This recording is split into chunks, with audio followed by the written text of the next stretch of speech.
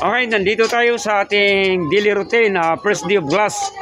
Nandito tayo kay ang ating original na vlogger na si Buhay Kalye. Kumustahin natin siya, ito siya ngayon. Siya ang unang picture natin dahil nagko-cover din siya ng mga nagba-vlog din siya. Itong paninda niya ngayon, vegetables. Ano ito? Pinoy ba, Brad? Pinoy. Tuknining. Tuknining at saka quick. Wala pa yung iba, wala pa. Made from pugo, quail egg. So ating kumustahin siya.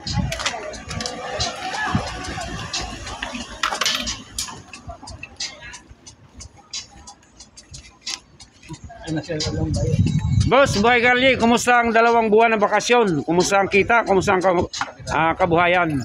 Okay lang, boss. Good morning muna sa mga follower at viewers. Panandok ng Buhay Kalye. Shout out sa inyo na. Shout out kay Buhay Kalye. Panoorin niyo siya. Mayroon siyang daily vlog siya. May nag-live din. Mayroon din siyang page ba, Brad, or else?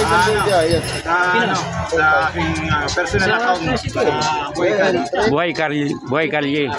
At YouTube, anong channel mo, Brad?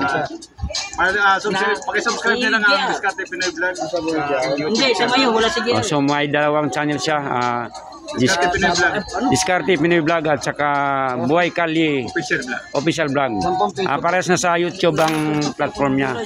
Sa FB naman mayroon siyang page ba, Brad? Personal account. Personal account. Okay. So kumusta naman ang 2 buwan na walang eskwela?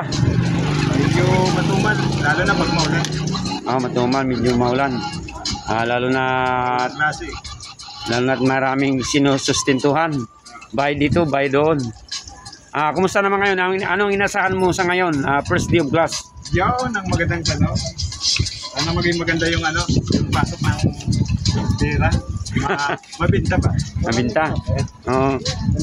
Ay, pasingit ko lang, Brad.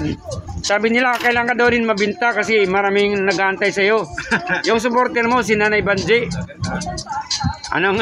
Tatay at Nanay Banji pala. Nag-aantay na yan. Yung isang sakong bigas na hasmin daw. Maganda doon. Baka masira yun, di masaing yun. Dire, lalagay na ako na. Maglalagay mo na siya yan. Saglit lang, tinawag ko ng boss ko. Andyan mo na, ha? Edit mo lang, patuloy mo lang muna yun. Patuloy ko muna.